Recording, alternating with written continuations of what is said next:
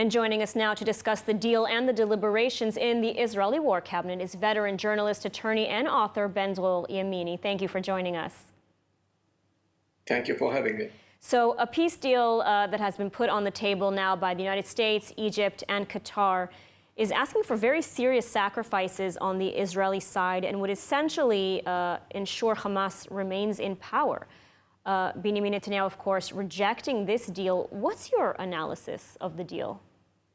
Yeah, my main problem is not what's this deal or another deal. The main problem is that what we see is a kind of fixation. I mean, where is the Israeli initiative? I don't see it. I don't see it. And that's what makes us all kind of wondering what's going on. So, yes, of course, the deal that was offered and was published last weekend is not what we are looking for, because the meaning is a total surrender of Israel and leaving the Hamas intact, actually controlling the whole Gaza Strip. I mean, that's not why we went to retaliate after the terrible attack of October 7th. But what Israel is doing, what is the end game? And many of us do not know. Maybe Netanyahu knows some things that we do not know. But in order to continue, in order to give us power, to empower us, the people, to empower the soldiers, we should know what's going on, and we do not know, unfortunately. Mm-hmm. And yet Prime Minister Netanyahu, as I mentioned, he's outright rejected such a deal, or he said essentially any deal that would give in to Hamas. But yet there are others within his war cabinet that would consider such a deal. And you, of course, wrote a very interesting column on this. Can you perhaps give us sort of an inside look into these calculations that are happening, in the war cabinet? Yeah. Okay. First of all, yes, we know that there are differences. I mean, from one hand, Gadi Eisenkot and Benny Gantz that joined this government. It's not exactly a unity government, but they joined the government, and they are willing for more concessions comparing to Benjamin Netanyahu. But I think even them, and it's not that I think, I know that even them will not accept the deal that was offered at the last weekend, because the meaning is, as I said, it's a total surrender of Israel. This is unspeakable. But maybe, just maybe, if there will be another offer, we will see more differences. Right now, there is a rumor today that maybe Benjamin Netanyahu himself is offering something. We don't know yet what. We don't know, because we have no details. If he is initiating something, okay, thanks God, eventually. He should have done it much before. Why now?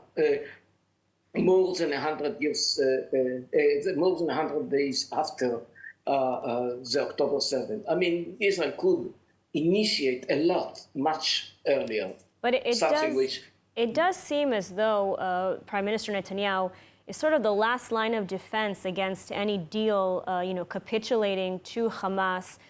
He's, maintained very clearly, even speaking out against, the United States, Israel's close ally. So, what do you make of this? No, I'm not sure that it's about capitulation or not capitulation. I'm not sure that this is the main question, because the question is a question of strategy. Is it the way what Israel is doing right now? I mean, to continue with the same something like 1 year, because they said it's going to take at least 1 year. I mean, do we have the patience in order to defeat Hamas to keep on like that? What will happen to the Israeli economy? What will happen to so many evacuees? We are speaking about 150,000 evacuees. What about them? What about their education? What about their income? There are so many question marks. And from the other hand, yes, Israel could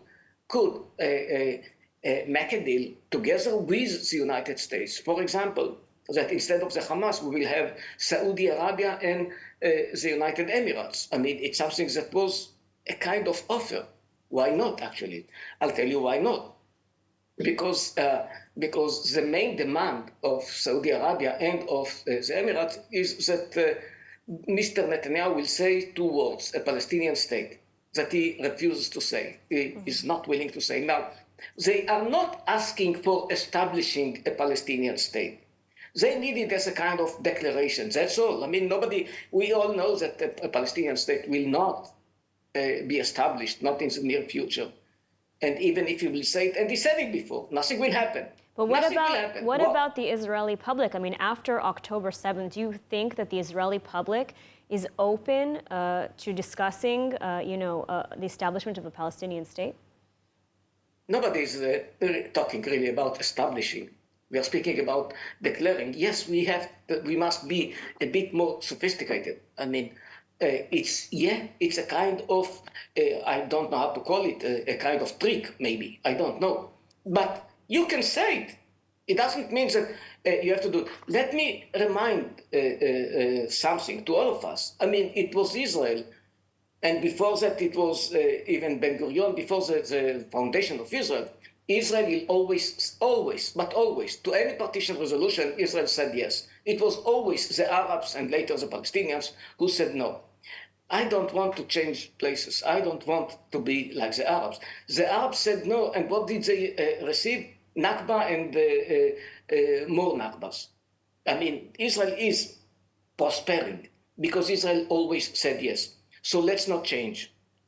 We can say yes. It doesn't mean that the Palestinian state is going to be established. And if at all, we have so many security measures to speak about. We have so many paraconditions, so it's not something that is going to happen, not tomorrow and not even next year.